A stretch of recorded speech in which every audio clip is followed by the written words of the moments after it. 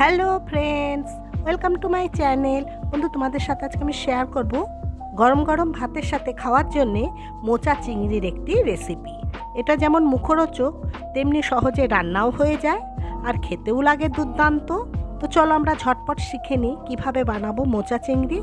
বন্ধু, আমার ভিডিওটা যদি তোমাদের ভালো লেগে যায় অবশ্যই একটা লাইক করে দিও।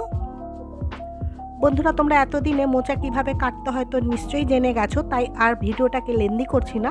দেখো, মোচাটাকে আমি কেটে ভালো করে ধুয়ে নিয়ে তারপর একটা প্রেশার কুকারের মধ্যে দিয়ে দিচ্ছি আর দিচ্ছি অল্প সামান্য নুন আর হলুদ।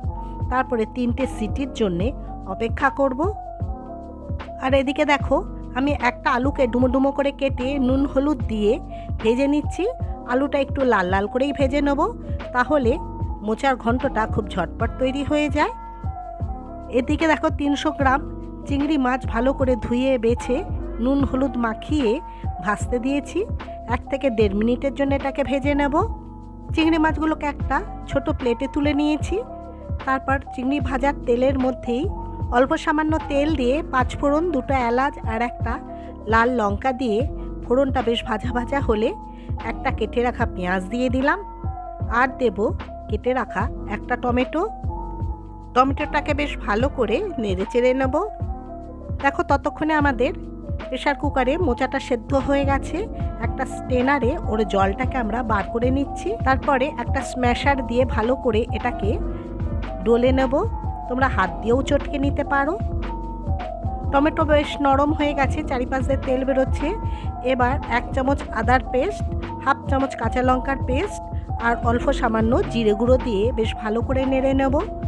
দেখো, মশলার চারিপাশ দিয়ে তেল বেরোতে শুরু করেছে। চাইলে তোমরা একটু জল দিয়ে আরও ভালো করে কষিয়ে নিতে পারো। এবার সেদ্ধ করে রাখা মোচাটা আমরা মশলার মধ্যে দিয়ে দিলাম আর দিলাম 1 চামচ হলুদ গুঁড়ো আর 1 চামচ লাল লঙ্কার গুঁড়ো। লাল লঙ্কা দেওয়ার জন্যে রঙটা খুব সুন্দর হয়।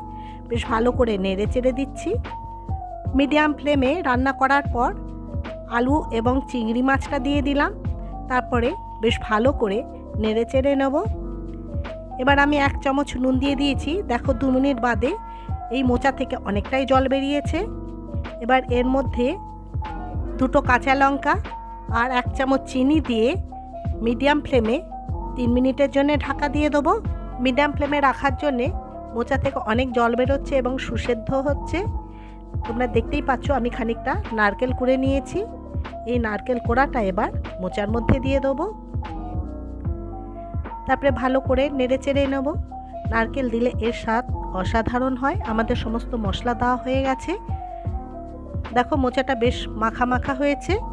1/2 চামচ গরম মশলার গুঁড়ো দিয়ে দিলাম আর দিলাম 1/2 চামচ ঘি। তোমরা চাইলে একটু বেশিও দিয়ে দিতে পারো। এইবার 2 মিনিট রেস্টে রেখে মোচাটাকে গরম গরম পরিবেশন করব।